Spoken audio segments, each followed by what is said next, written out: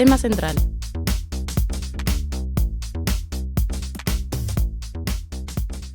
Gonzalo Campomar, ex rugbyer y empresario, es investigado por la Fiscalía de Delitos Económicos por una presunta estafa de más de 65 millones de dólares. Según las investigaciones, los damnificados son alrededor de 200 personas en Argentina, Brasil y Paraguay, quienes le entregaban dinero a Campomar para que lo invirtiera en el mercado de las criptomonedas. A cambio, él les prometía recibir una renta alta en dólares tras invertir. Luego de reclamos de los inversores y antes de las primeras denuncias, el ex rugbyer se fugó del país y se presume que se encuentra ahora mismo en Estados Unidos. A lo largo de estos últimos años, este tipo de estafas fue en aumento en la región. Estuvimos trabajando en este tema junto a Gonzalo, Felipe, Ezequiel y Facundo, y tenemos el agrado en este momento de recibir en el estudio a nuestro compañero Gonzalo. Hola, buenas, ¿cómo están? Gracias por recibirme en este espacio. Como decías, Mateo, las estafas de este tipo han ido en aumento.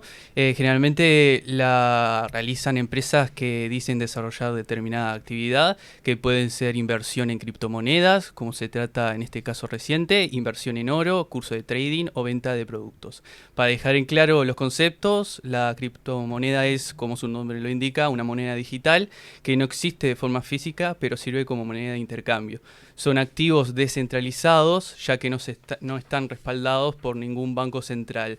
Las más conocidas son el Bitcoin o Ethereum. Y un curso de trading es una formación que te enseña a entender el funcionamiento y analizar el mercado para poder invertir de la manera más inteligente. ¿Y de qué manera operan estas empresas? El problema principal es con la excusa de este supuesto negocio, existe un esquema de pirámide que permanentemente busca captar nuevos inversores. Queda claro que utilizan una excusa para que la gente invierta su dinero en estas empresas y financien este esquema, pero ¿cómo captan los inversores? Bueno, su modo operandi es muy marcado, son captados a través de campañas publicitarias en redes sociales, utilizando por ejemplo promoción o patrocinio de personajes públicos o a través de convocatorias a conferencias o reuniones masivas. El que está en la cima de esta pirámide capta inversores e incentiva a que ellos inviertan en otras personas. Para profundizar con todo esto, Estudio Z se comunicó con un especialista en el tema que pidió reservar su identidad. Suelen presentarse de una forma extremadamente seductora, con promesas de rendimientos extraordinarios, y son fraudes que aprovechan la avaricia y la falta de conocimiento de las personas muchas veces. Quienes se sienten atraídos por esta posibilidad de obtener beneficios rápidos y altos suelen ser personas con un perfil psicológico ya de antemano, lo cual también hace que la víctima muchas veces carezca de la empatía habitual que se puede tener con las víctimas de otro tipo de estafa. Es fundamental que los inversores se eduquen sobre los riesgos de estas estafas y que sean como mínimo cautelosos ante promesas de rendimientos de inversión que sean muy elevadas. Bien, ¿y qué ocurre cuando el esquema se queda sin liquidez o cuando no ingresa la cantidad necesaria de nuevos inversores para solventar la organización? Cuando el sistema se queda sin liquidez y el ingreso de personas cae, los últimos en invertir su dinero nunca reciben el monto prometido y la empresa desaparece. En este momento, aquellos que invirtieron más tarde pierden su dinero, los que invirtieron primero suelen retirar grandes sumas. Esa es la estafa consumada. El colapso de estos esquemas causa grandes pérdidas financieras y genera desconfianza en los mercados incluso, afectando a inversores y a la economía en general. Hay que quitarle el velo a este tipo de esquemas y entender que suceden por todas partes, que no son una cosa puntual y lejana de nosotros, están todos los días. Las personas que operan este tipo de estafas, ¿cómo llegan a contactar a una posible víctima? Para dar testimonio consultamos a otra persona que solicitó reservar su identidad y su voz y que invirtió su dinero en la empresa Global Intergold y salió estafada. Nos expresó que desde su experiencia se comienza invitando amigos y familiares, conocidos, amigos de amigos y personas que se contactan por redes sociales. Se los pone en contacto con la propuesta a través de una reunión presencial o videollamada donde se explica la propuesta de una manera muy atractiva y se trata de convencer a la persona lo antes posible. De hecho, esto me pasó particularmente a mí. Un amigo cercano me invitó a una charla en el centro de Montevideo y ahí me explicaron que si vendía determinado producto o curso con una inversión previa, podía recibir cada vez más ganancias. Subía de escalón si captaba más personas y las hacía parte de la empresa, lo que me hubiera convertido en un estafador. Tenés pinta de estafador igual, sí. Bueno, estuve a punto. Ellos utilizan constantemente la frase de que esto es el futuro del mercado. También piden expresamente que no lo difundan al público en general con la excusa de que la gente no entiende de mercados. Pero bueno, para que se queden un poco más tranquilos, no llegué a invertir y corté el contacto con ellos. Luego de unos años se comunicó otra presunta empresa que me rastreó a través de mi perfil web de CompuTrabajo y Gallito Luis, pero no decidí responder. ¿Y el Parlamento u otras instituciones reguladoras como el Banco Central del Uruguay están interesados en este tema? Es una muy buena pregunta. Recolectando más información, entramos en contacto con la exdiputada Martina Casas, que tenía un gran interés en el tema y quería instalar la problemática en el Parlamento. Pero su investigación no obtuvo muchos avances y ahora Casas ya no está más en el Parlamento. Nos comentó que actualmente no sabe si alguien continúa con su trabajo. Y finalmente, para obtener un mejor asesoramiento acerca de la falta de regulación, nos contactamos con el Banco Central del Uruguay a través de su área de comunicación. El banco sugiere que ante este tipo de situaciones el usuario analice con detenimiento la naturaleza de la inversión a realizar y los riesgos asociados a la rentabilidad ofrecida. También recomienda conseguir y leer con atención los contratos o cualquier otra documentación que se vaya a firmar. Además, sugiere al público que a la hora de invertir controle si la empresa o el producto ofrecido están inscriptos o cuentan con habilitación para operar por parte de la Superintendencia de Servicios Financieros del Banco Central del Uruguay. Para eso se puede consultar los registros disponibles en la página web del banco. Y el Banco Central también tiene un servicio de atención al usuario del sistema financiero que recibe consultas y denuncias a través de los distintos canales de acceso, presencial, notas y trámites en línea. El procedimiento para iniciar una consulta o denuncia está detallado en el portal de usuario financiero. Si se produce una estafa en la que intervengan entidades no reguladas ni supervisadas por el Banco Central y actividades que no se encuentran bajo su supervisión, la persona estafada tiene que presentar su denuncia en la justicia. Perfecto, Gonzalo. Para profundizar en el tema, recibimos en estudio en unos minutos al abogado Juan Diana, que es alguien que ha estado especializado en el tema. Muchas gracias. Bueno, espero que esta información haya sido útil para los oyentes, porque cualquier persona puede caer en este tipo de estafas y no solo te afecta de manera financiera, sino psicológicamente porque genera desconfianza y también inseguridad en los negocios que son legales y problemas personales con familias y amigos. Por lo tanto, es importante informarse y educarse en el tema, cosa que es bastante difícil debido a que hay un poco interés en la región. Perfecto, muchísimas gracias Gonzalo por brindarnos esta información. Vamos a una pausa y ya volvemos con la entrevista. Ya volvemos con Estudio Z.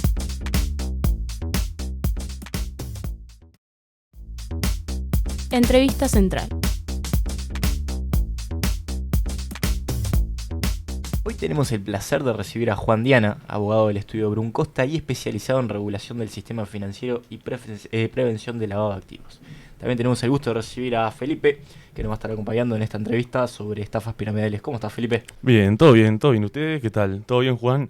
Bueno, un gusto, la verdad, por estar invitado acá en este tema central. Y nada, le queríamos preguntar sobre este tema y sobre todo, ¿qué te llevó a investigar sobre este tema? ¿Cómo surgió el motivo, ¿no?, para trabajar sobre ello?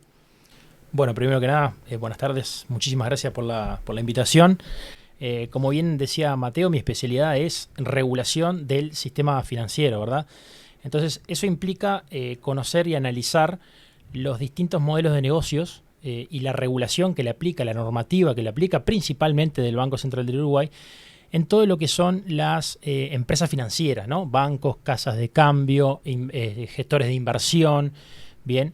Y como ustedes sabrán, es una actividad 100% regulada, es decir, se puede hacer en regla o no en regla, bien, en términos de derecho administrativo, como le llamamos los abogados, porque hay una regulación justamente administrativa que busca proteger al inversor, prevenir el lavado de activos, estabilidad del sistema financiero, bien, un conjunto de finalidades que tienen los reguladores financieros, tanto en Uruguay como en todo el mundo. Entonces, como este tipo de esquemas, ¿no?, de maniobras, de estafas, de esquemas financieros o cuasi financieros, se venden como tal, ¿tá? O revisten ciertas características, al menos en apariencia, de tal, es decir, de gestión de inversiones, de préstamos, de colocaciones.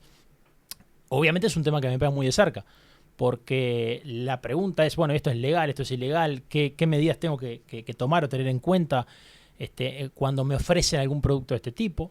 Bien, entonces eso un poco te va llevando a investigar este tipo de esquema, o que te toque de cerca y necesariamente por cuestiones profesionales de asesoramiento a clientes o simplemente aspectos informativos, bueno, esté al tanto, digamos, de lo que va pasando en cuanto a estos temas. Ujú. Y bueno, la verdad que es un placer lo que nos está contando, y un poco de la mano con lo que venía contando. Cuando ocurre algo como el reciente caso del ex rugbyer, ¿qué se puede hacer en materia legal, no? Bueno, acá hay una gran división de herramientas legales, que no son, ninguna de las dos son perfectas, bien, pero son las que hay, son las que contamos y bueno, con eso nos tenemos que manejar. Después quiero hacer una mención especial a la educación financiera, pero primero voy a ir por la parte legal. Este tipo de esquemas, de ser como los trascendidos de prensa sugieren que son, bien, encuadra en lo que se llama el esquema Ponzi, que es un subtipo de una estafa piramidal, bien, pero es el más conocido. Bueno, como ustedes mencionaron bien en la previa, capto depósitos prometiendo altos rendimientos que en realidad no los invierto ni los genero a través de la economía real, sino que los repago con nuevos entrantes, ¿tá? Entonces se va engrosando la base de la pirámide, y con eso voy repagando hasta que, esto es como el juego de la silla, ¿no? Se corta la música y se cae todo. Eso en primer lugar. Eso lo que activa es la norma penal, es decir, cuando estoy ante una estafa, también se puede mezclar con apropiación indebida de fondos, se puede mezclar con el delito de organización para delinquir, según la complejidad de la empresa o del grupo de personas que estén detrás. Y bueno, eso requiere denuncias, investigaciones, el despliegue del aparato penal, que no siempre se llega, porque el estafado no siempre quiere denunciar por distintos motivos. Mucho puede ser el impacto psicológico que mencionaban hoy, de asumir que fue estafado, por no tener prolijo el origen de los fondos con los que invirtió, bien, bueno, o por miedo a represalias, en fin, pueden haber muchos motivos. La cuestión es que estos esquemas no se suelen investigar en sede penal como tales, ¿no? Al punto tal que no tenemos antecedentes judiciales, penales, de investigación de esquema Ponzi, ¿sí? De estafas parecidas, alguna cosa, pero decir, che, hubo un esquema Ponzi, lo estoy investigando, y en la sentencia yo voy y leo que es exactamente eso y se trata de esta maniobra, no hay. Eso es lo que llama un poco la atención, sobre todo teniendo en cuenta que siempre estos esquemas pululan y los altos montos involucrados en el tema. La otra parte es como decía hoy en la pregunta anterior, la parte administrativa, de derecho administrativo, es decir, la regulación del Banco Central. Esto se parece mucho a actividades financieras reguladas. Entonces, la otra esfera me dice, bueno, yo puedo denunciar ante el Banco Central del Uruguay estos esquemas, que el Banco Central tiene competencia limitada, no es fiscalía, no es la policía, no es el Poder Judicial. Entonces lo que hace es, como muy bien leyeron, yo estaba escuchando atentamente, el comunicado, la advertencia al público en general, de que tengan cuidado, básicamente en castellano era eso, ¿no? Que tengan cuidado con posibles esquemas de este tipo que prometen altos rendimientos, que no están regulados, porque los registros de entidades financieras o de gestores de portafolios de inversión, etcétera, son públicos. Entonces, van a la página central, Superintendencia de Servicios Financieros, registros, y ven, incluso está la información de quiénes son los accionistas, la dirección, el teléfono, son registros públicos, ¿tá? Y están accesibles con un clic en la web. Entonces, eso lo que determina es eventualmente una persecución administrativa, en el sentido, bueno, puedo sancionar, lo puedo prohibir para hacer este tipo de actividades financieras reguladas, pero es más difícil, eso es más difícil. Lo normal es que los reguladores financieros por la vía administrativa emitan alertas o comunicados, que es lo que ustedes bien leyeron, y por otro lado se active una investigación penal. Creo que el caso paradigmático que nos puede arrimar a lo que estamos hablando es el caso de Leonardo Cositorto con Generación Zoe en Argentina y muchas derivadas o vinculadas, donde sí, efectivamente se desplegó el aparato penal, pero en Uruguay no hay antecedentes, por lo menos, que emulen ese tipo de investigaciones. Mencionabas el caso de Argentina. ¿Hay diferencias a nivel de regulación, a nivel legal entre Uruguay y Argentina, teniendo en cuenta que en Argentina, y en este caso sí, actuó el aparato legal? La regulación y la tipificación penal, es decir, la reglamentación de actividades financieras más la tipificación de delitos, la creación de figuras delictivas, no son muy distintas. Uh-huh. Yo te diría, si me apurás, te digo que son prácticamente iguales. Después la diferencia está en quién persigue qué cosa, qué autoridad administrativa es la competente para entender en ciertos temas financieros, está bien, pero si yo desmalezo esa cuestión, me doy cuenta que la regulación es igual. Uh-huh. Todo depende al final del día, todo depende del denunciante, ¿tá? De la actividad del denunciante, de las ganas o de las posibilidades afectivas, económicas, de seguridad, ¿tá? Que tenga de accionar, el monto y que haya más gente que está denunciando lo mismo ante la justicia. Por eso despliega una importancia en la causa que haga, se le da prioridad y realmente esto es un esquema que está afectando a la gente. No digo, bastaría uno solo, pero siempre es mejor que varios denunciantes se sumen. Entonces, no hay diferencias sustanciales entre Uruguay y Argentina. La única diferencia es práctica. En Uruguay no se ha activado el mecanismo, claro, y en Argentina sí, recientemente, claro, nada más. Y en este caso reciente de Campomar, ¿podríamos estar frente a un caso que tenga el mismo desenlace del que mencionabas de Argentina?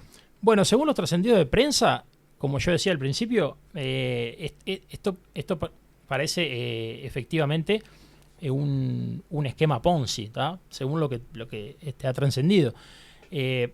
En ese sentido sería más o menos lo que veníamos hablando. Digo, depende del denunciante, hay un concurso de varios delitos que se pueden dar, bien, y bueno, en principio yo no he visto, ¿tá? O no tengo información de que efectivamente se haya radicado una denuncia formal y se haya activado este aparato. Sí se mencionó de eventuales comunicaciones con fiscalía, salir un par de abogados a hablar de los estafados, ¿no? Representantes de los estafados, pero no mucho más que eso. No tengo información, capaz que ustedes sí la tienen, me lo comentarán, pero digo, no tengo información de que esto efectivamente se haya sido asignado a fiscalía de X turno y esté en proceso de carpeta fiscal, que después va el juez, y bueno, se activa la famosa formalización penal. No conozco que esto haya sido así hasta ahora. Entonces, por lo que entiendo, acá en Uruguay, si se tiene que tomar cierta medida, va a ser no por el lado tanto legal, sino por el lado del banco, que puede tomar ciertos recursos, o si es por el lado legal, tiene que haber una retención monetaria, y si no, no hay más nada al respecto. Es decir, decirle a un abogado que algo no pasa por lo legal es difícil. O sea, todo pasa por lo legal en realidad.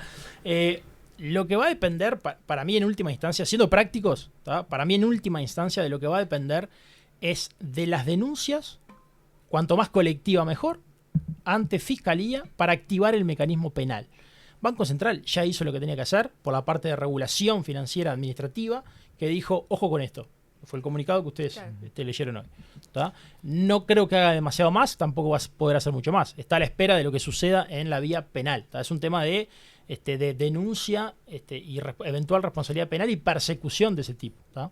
Y un poco hablando con estas personas que son afectadas por este tipo de acciones, ¿qué tipo de personas son las más vulnerables a caer, ¿no? O a tentarse por estos hechos, y qué factores influyen en su decisión como de invertir en ello, ¿no? Y bueno, por otro lado, ¿y qué tan difícil es recuperar ese dinero perdido en una estafa de este tipo en Uruguay, ¿no? Sí, es una muy buena pregunta. Vamos por partes. Respecto del tipo de público, yo decía, y me quedó en el tintero, pero ahora me tiraste el centro perfecto, el tema de la educación financiera. La mejor arma, la mejor defensa es la educación financiera. Lo bueno sería que exista la educación financiera en los planes de estudio desde primaria, con distintos niveles de complejidad, pero que se enseñe desde chiquitos, ¿tá? Lo que es un préstamo, lo que es un interés, estar al tanto de temas como cuál es la rentabilidad de mercado, qué tiene apariencia real o qué, esto es una engañapichanga, hablando mal y pronto. Entonces, con esa premisa, la gente más vulnerable, como siempre, es la necesitada. ¿tá? La más vulnerable desde el punto de vista socioeconómico, culturalmente, que está desesperada por encontrar una solución financiera a los problemas que tiene en su vida diaria. ¿tá? Ese es el caso paradigmático de una estafa Ponzi, donde le ofrecen el oro y el moro, ¿tá? Y la persona, no, en su mayoría, o el público que apuntan y terminan captando, no tiene las herramientas suficientes como para darse cuenta, no, esto no puede ser real. O capaz que quiero creer, elijo creer, ¿viste? Como dice el dicho. Porque es esto o mi vida se derrumba por temas de vulnerabilidad económica. Entonces, esa es la gente más propensa. Obviamente, después siempre está la persona que puede saber que esto es un esquema Ponzi porque tiene las herramientas suficientes para darse cuenta. Y dice, bueno, yo pongo y me van devolviendo y cuando el juego de las sillas, la música se apague, se cae todo y listo, yo algo ya saqué. Porque ¿cuál es la gracia de esto?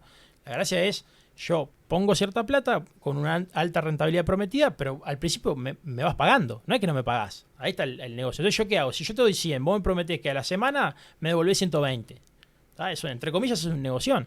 Entonces, yo cuando vos me des los 120, no voy a llevármelos para mi casa y decir, esto es como el casino, ¿no? Sigo apostando. Entonces, vuelve los 120 enteros y eso engrosa el problema. Entonces, hay gente de ese tipo que sabe en dónde se mete y sabe lo que está haciendo y juega a riesgo a pérdida. Igual que un casino, una apuesta.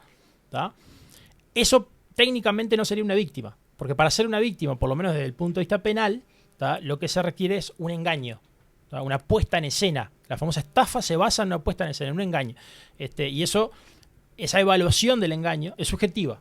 Porque no es lo mismo cómo nos pueden engañar a nosotros que cómo pueden engañar a ese tipo de personas. Entonces, la vara se mide según el caso concreto de vulnerabilidad. Pero básicamente son ese tipo de personas las más propensas. No son las únicas que hay en este tipo de esquemas. Y más allá del aparato estatal de prevención y represión, que ya fue lo que veníamos hablando hoy, la educación financiera es clave para darse cuenta cuando estoy ante algo que no puede ser cierto. Claro, como bien vos decís, se nota una falta de educación financiera que pueda prevenir el caer en estas estafas. En tu opinión, ¿vos pensás que hay una razón detrás de esto? ¿De que no se trate el tema? A ver, yo no creo en cuestiones como generalizadas en el sentido de hay algo atrás o hay alguien que no quiere que se destape, ¿viste? Porque sería caer en una especie de conspiración. No me gusta esa lógica de pensamiento, creo que no es la correcta tampoco. Dicho esto, y bueno, capaz que son los propios denunciantes, que no quieren que esto siga porque tienen miedo a eventuales represalias, o porque tienen el impacto psicológico es tan grande de reconocer de que un amigo te estafó que no lo quieren denunciar. Digo, hay muchos motivos, somos humanos, ¿no? O también puede estar el motivo de, mirá, yo la plata que, entre comillas, muy entre comillas, ¿no? Invertí en ese esquema y no la tengo prolija. No tengo todos los papeles en orden con esa plata. Entonces, capaz que mejor no. Y bueno, todo termina en una no denuncia o en un no accionar que no necesariamente depende de alguien que esté controlando digitadamente que esa situación, que esa olla a presión se mantenga tapada. No funciona así. Yo creo que es más un cúmulo de actitudes individuales que va generando que esto no suceda. Claro. Bien, perfecto. Volviendo un poco a lo que es el tema legal y regulatorio. Estados Unidos, por ejemplo, tiene un registro de empresas y personas que realizan network marketing y networking, por decirlo de alguna forma. ¿Crees necesario que Uruguay implemente algo similar? Yo creo que dependiendo cuál es la finalidad del registro o que se le quiera dar y dependiendo de las capacidades de inspección, porque acá hay una cosa que siempre mucho se habla que es la regulación, pero no se tiene en cuenta que detrás de la regulación hay supervisión. Si yo los regulo en una actividad, en esta actividad que están haciendo ustedes periodística, pero bueno, los controlo, ¿cuál es el sentido? Ahora, si vos me decís, ¿para qué es el registro? Para que la gente vea este tipo de modelo de negocio, porque una cosa, aclarando una cosa, ese tipo de modelos de negocio son legales. El networking, no sé el término técnico, pero es por red, viste, que van referenciando. Bueno, ahí empieza a ser border en algunos casos. En Estados Unidos es cierto que algunas empresas, si no me equivoco, por ejemplo, Herbalife tuvo una demanda en Estados Unidos por este tema y tuvo que cambiar su modelo de negocios para poder ajustarse. Y me imagino que por ahí viene la creación del registro. Ahora, yo me pregunto, si yo lo implemento en Uruguay, ¿para qué sirve? Porque lo que vos estás combatiendo o previniendo en este caso son las empresas que no van a estar en el registro. Claro. Tiene sentido. O sea, justamente yo te digo, si tengo un registro, ahí hay 10 empresas y yo digo, ahí no mires. O mirá una cada tanto. Pero no tiene sentido decir cuál es la finalidad del registro y qué capacidad de control de las empresas que están en el registro tengo. Dependiendo de esas preguntas, es si veo bien o no, que termina siendo una respuesta abierta, ¿no? Dependiendo de eso es que si veo bien o no la famosa creación de un registro. Perfecto. Muy bien. Y un poco, bueno, para ir cerrando, ¿no? Sobre todo esto de las personas que se ven afectadas, ¿no? Por este tipo de acciones. ¿Usted qué ve como más oportuno? ¿Qué le recomendaría a aquella persona cuando se le presenta una oportunidad? ¿No? A veces, ¿qué es lo que se valora? También el tema de que hay contratos, hay firmas. ¿Qué es lo que siente una persona en ese momento en específico, ¿no? ¿Qué le puede afectar, ¿no? También viendo más en aras el futuro, ¿no? Bien, ahí lo primero que yo recomiendo es activar enormemente el sentido común. Que es cierto que a las personas objetivos de esto, o las más vulnerables, no es lo mismo el sentido común que nosotros tenemos en la cabeza que lo que tienen ellos. Pero si hay gente que me viene a solucionar la vida, o viene a mostrarme un negocio que me va a acomodar de por vida o me va a solucionar todos los problemas, directamente es mentira, porque eso es imposible. A ver, el razonamiento debería ser que es sencillo y me gusta porque es muy gráfico. Es decir, si yo tengo un negocio, imagínense que yo tengo un negocio, o les digo que tengo un negocio que es extremadamente rentable, que soluciona la vida y que les va a poder lograr la independencia financiera, todos esos versos que tiran muchas veces los estafadores, ¿no? La pregunta es, ¿vos sos tan generoso que le vas a compartir la riqueza o la forma de transformar la vida con otros, o simplemente te vas a hacer más rico vos? Es un razonamiento bastante lineal. Si yo tengo la gallina de huevo de oro, ¿por qué te la voy a regalar? No tiene sentido. Claro. Entonces ya esa lógica, ese mini razonamiento activa ciertos mecanismos de defensa, o debería activar ciertos mecanismos de defensa, ¿no? Y bueno, después informarse, consultar con muchas personas que estén vinculadas al tema.